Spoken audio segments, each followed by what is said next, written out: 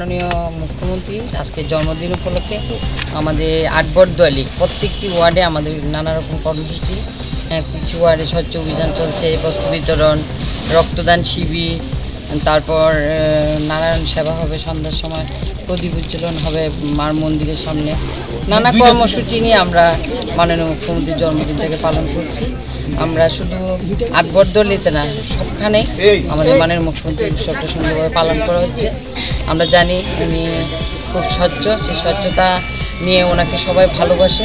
সেই ভালোবাসা তাকে যে আজকে ওনার জন্মদিন সকাল থেকে আমরা কালী মন্দিরে থেকে মায়ের পুজো দিয়ে একদম প্রথম থেকে আরম্ভ করেছি জন্মদিনটাকে সকাল সকাল একদম রাত্রে 8টা অবধি এই উৎসবের মেজাজে আমাদের মাননীয় মুখ্যমন্ত্রীর জন্মদিনটাকে আমরা পালন করব।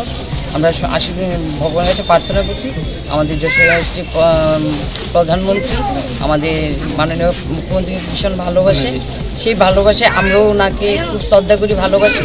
ত্রিপুরা রাজ্যের সব কটা জায়গায় আমাদের মাননীয় মুখ্যমন্ত্রী উৎসবটাকে জন্মদিনটাকে উৎসবের মেজাজে পালন করছে, আমরাও পালন করছি। আমরা ভগবানের কাছে প্রার্থনা করি, ওনার দীর্ঘায়ু কামনা করে ওনার সুস্বাস্থ্য কামনা করছি আজকের দিনে। উনি ভালো থাকুক, সুস্থ থাকুক, আমাদের সবার পাশে থেকে আমাদের সবাই একটা প্রেরণা যোগাক।